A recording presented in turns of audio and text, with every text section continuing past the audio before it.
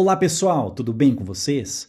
Vamos a mais uma aula sobre a geometria espacial e nesse momento vamos estudar o cone, os seus elementos, classificação, formulário completo e também faremos aí alguns exemplos para nós entendermos bem tudo a respeito desse importante sólido geométrico. Tudo bem?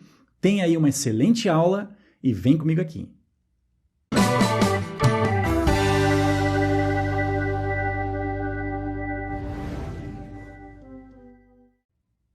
Então, em relação ao cone, vamos estudar aqui os seus elementos e a sua classificação. Olha só, nós temos aqui embaixo dois cones. O da esquerda eu estou chamando aqui de cone que é oblíquo e na direita o cone que é reto. Olha só, nesses dois cones, reparem que a base nada mais é do que uma circunferência, tá? Ou um círculo. Então, nós vamos ter aqui o raio da base, da mesma forma, aqui também o raio da base. Nesses dois cones, nós temos aqui o vértice do cone, e se eu puxar, por exemplo, do vértice até o centro da base, essa linha aqui, ó, nós temos o chamado eixo do cone. Da mesma forma que a do vértice ao centro da base, nós temos aqui também o eixo do cone.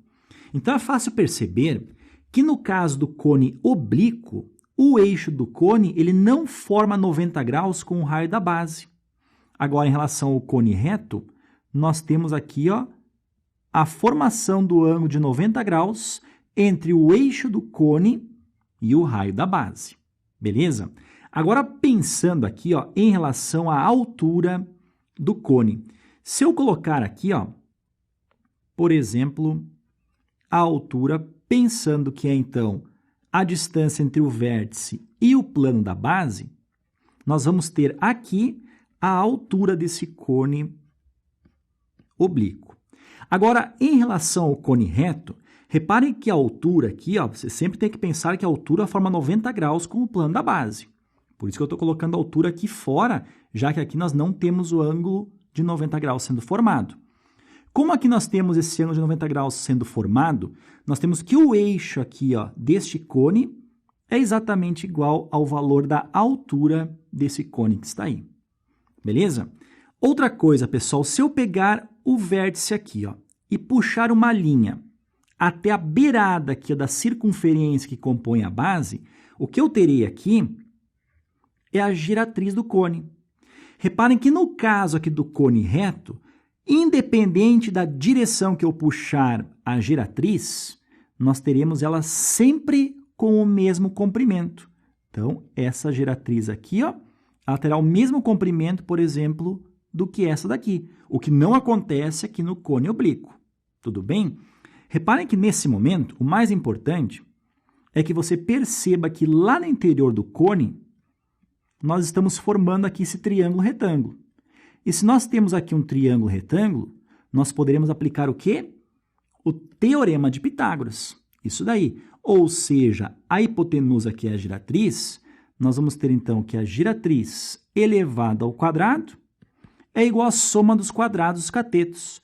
Ou seja, a altura ao quadrado mais o r ao quadrado. Então, vamos escrever aqui, ó, a altura ao quadrado mais o raio elevado ao quadrado, ok?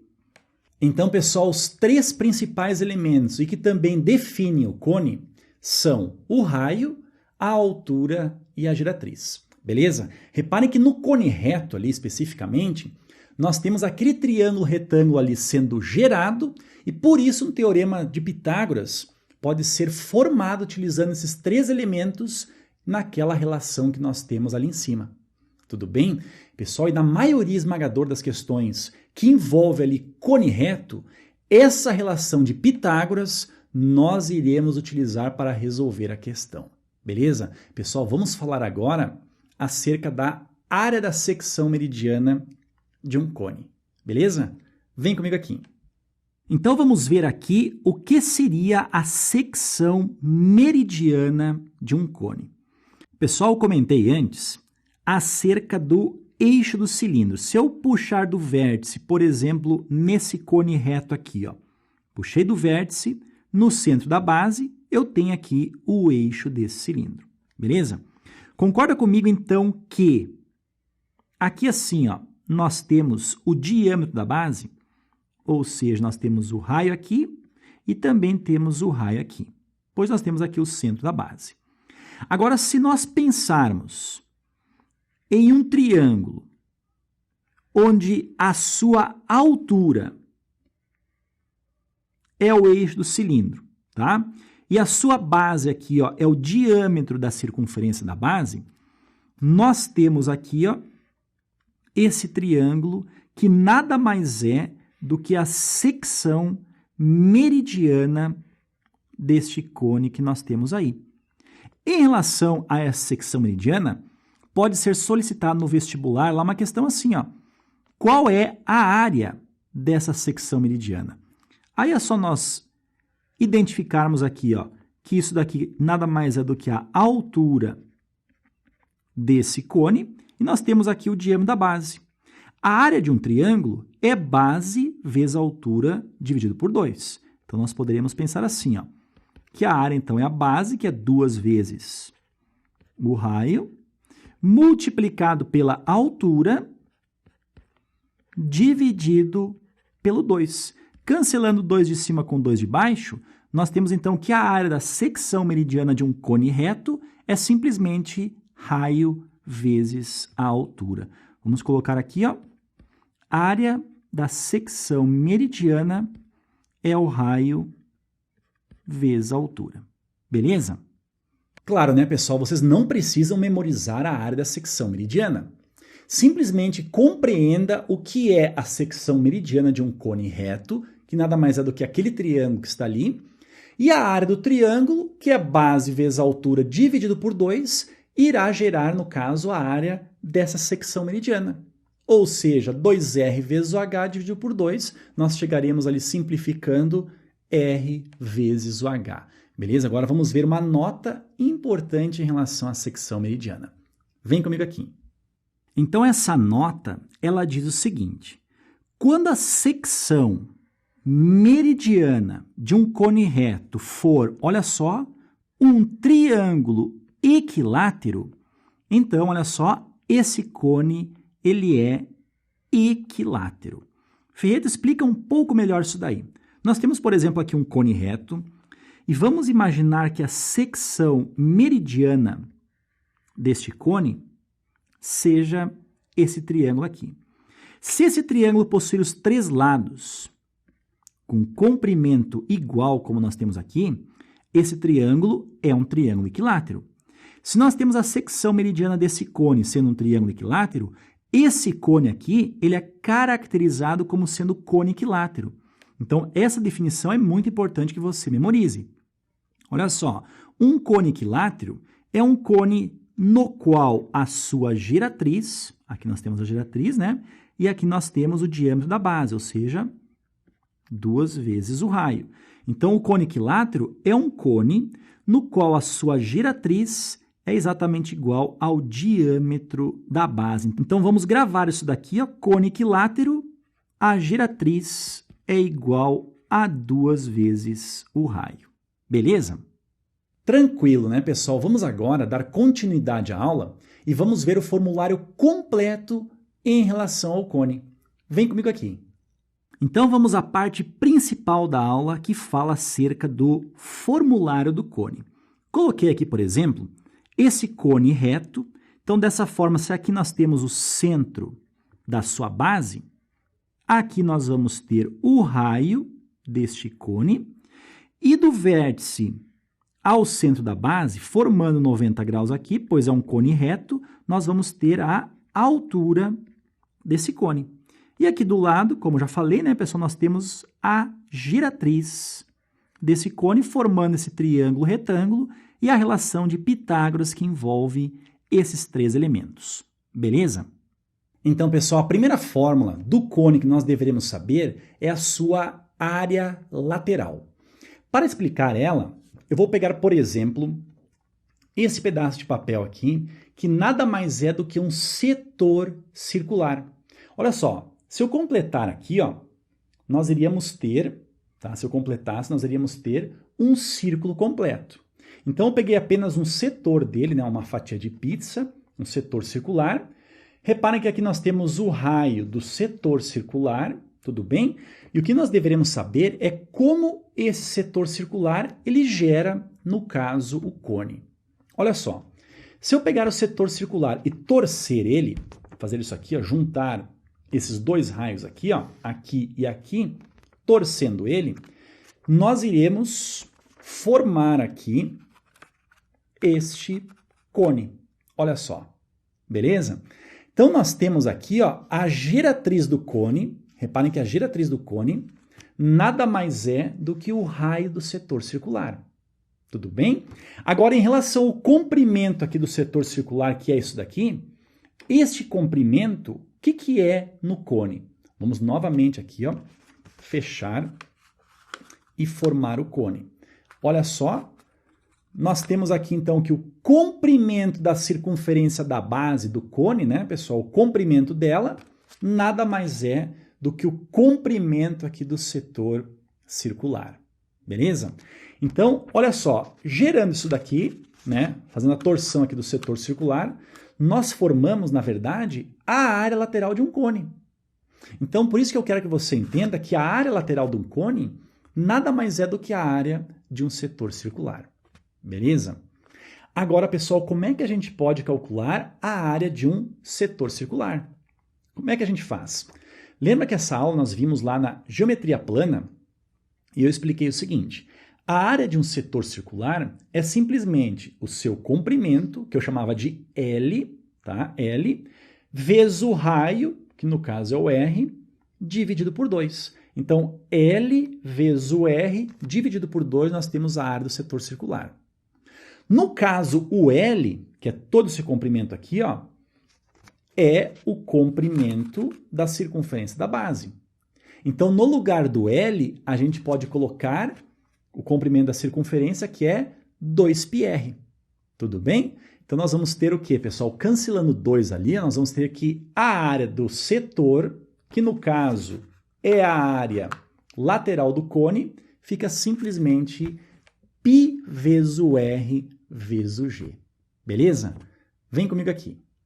Então, a área lateral, como acabei de falar, né, é simplesmente a multiplicação do π vezes o raio vezes a giratriz do cone.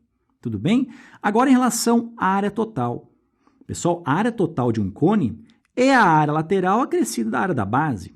Então, vamos colocar aqui, ó, a área total de um cone é igual à área lateral, que é πrg, mais a área da base. E a área da base aqui nós sabemos que é πr ao quadrado. Essa aqui é a área da base do cone, já que a área da base do cone é representada por um círculo, né? Então, mais π vezes o raio ao quadrado. Beleza? E agora, pessoal, em relação ao volume deste cone que nós temos aí, o que nós poderemos falar em relação a ele? Olha só, vamos imaginar que por fora dele ali, ó, nós tenhamos aquele cilindro sendo gerado. Ou seja, a altura do cone e a altura do cilindro possuem exatamente a mesma medida, e a mesma coisa acontece com o raio da base do cone e o raio da base do cilindro. Tudo bem? Em relação ao volume do cilindro, nós vimos que é área da base vezes a altura.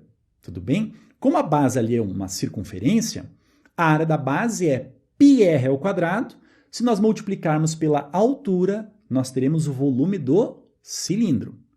Agora, pessoal, esse cilindro que está aí, que está por fora do cone, ou seja, o cone está inscrito no cilindro, o volume do cilindro, ele é, olha só, exatamente 3 vezes o volume do cone. Entre outras palavras, é a mesma coisa dizer que o volume do cone é exatamente 1/3 do volume do cilindro que nós temos aí. Então, dessa forma, o volume do cone acaba sendo πr ao quadrado vezes a altura, que é o volume do cilindro, dividido por 3. Beleza? Vem comigo aqui. Então, pessoal, em relação ao volume do cone, é simplesmente a área da base, que é πr²,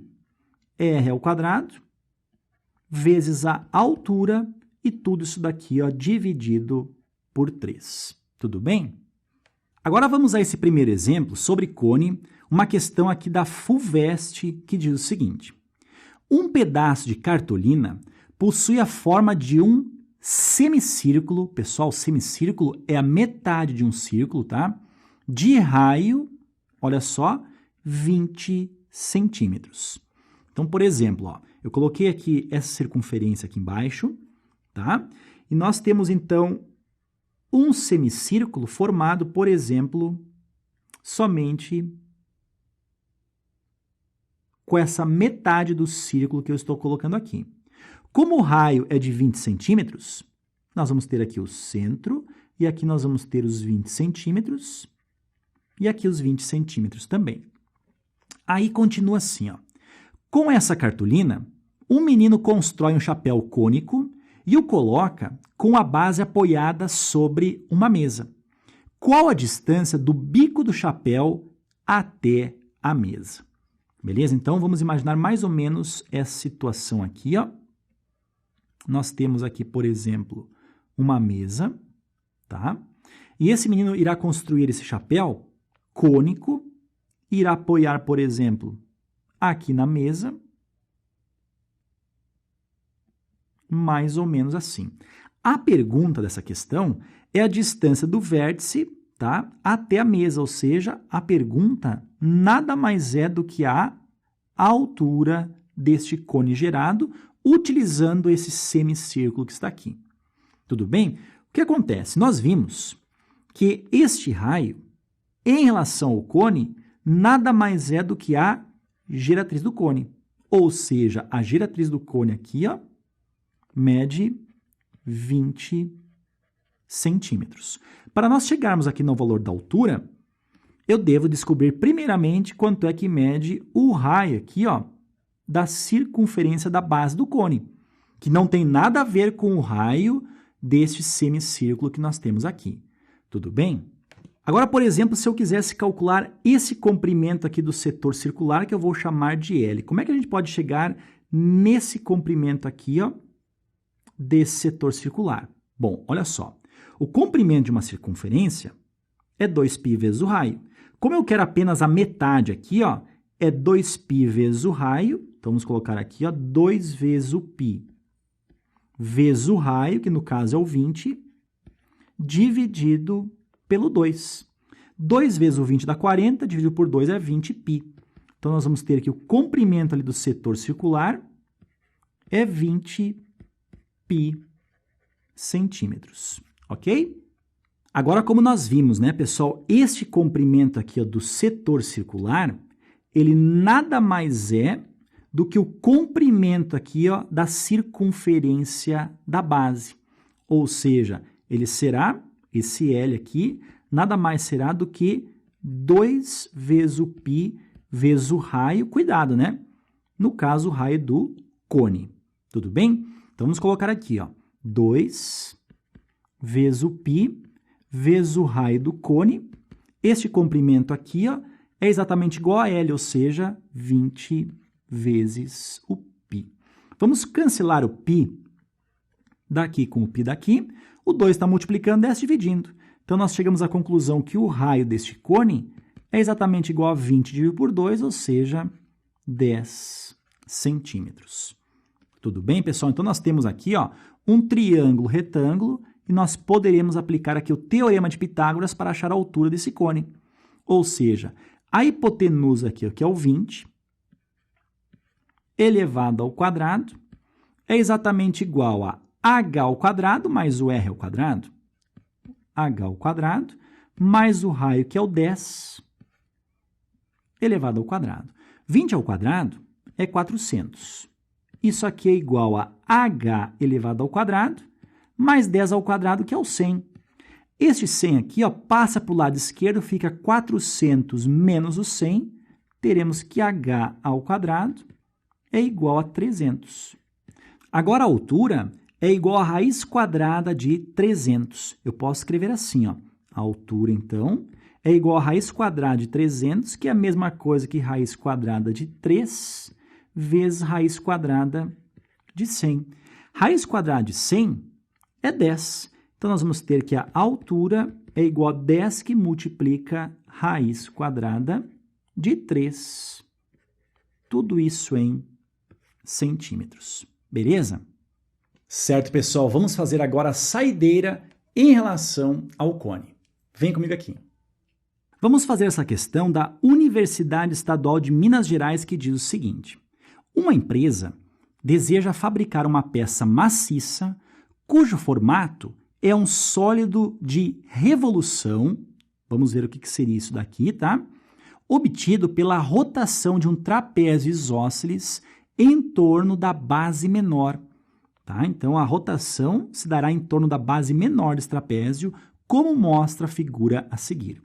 Então, nós temos, por exemplo, aqui, ó, o trapézio que está sendo falado na questão, e nós vamos girar esse trapézio considerando como eixo esse segmento aqui, ó, que contém aqui, ó, a base menor do trapézio, beleza? Então, rotacionando aqui, ó, esse trapézio irá gerar mais ou menos esse sólido que você está vendo, com essa parte côncava aqui na parte superior, e da mesma forma aqui na parte inferior. Tudo bem? Aí, olha as medidas. Nós temos que as dimensões do trapézio são base maior igual a 15 centímetros. Então, esse comprimento aqui, ó, é de 15 centímetros. Vamos colocar apenas o 15. A base menor é igual a 7. Esse comprimento aqui, então, é igual a 7. E a altura do trapézio é igual a 3 centímetros. Pessoal, a altura do trapézio é a distância entre a base que é maior e a base que é menor. Então, a altura acaba sendo essa distância que está aqui, ó. Tudo bem? Vamos colocar, então, 3 centímetros. Beleza? Aí, continua assim, ó. Considerando-se π igual a 3, calcule o volume em litros da peça fabricada. Então, olha só. Nós temos esses elementos e é muito importante que a gente saiba identificar, por exemplo, que esse sólido de revolução que foi gerado, esse 3 nada mais é do que o raio. Tudo bem? E a altura aqui, ó, por fora desse sólido de revolução é 15 e a altura por dentro aqui é o 7. Agora, se nós pegarmos, por exemplo, o 15 menos o 7, ficaremos com 8.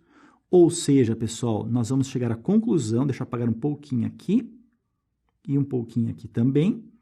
Nós chegaremos à conclusão que este comprimento que está aqui, ó, e este comprimento que está aqui, eles são iguais, e nós teremos então que 15 menos o 7 é 8, dividido por 2, 4, ou seja, nós vamos ter o 4 aqui e o 4 aqui.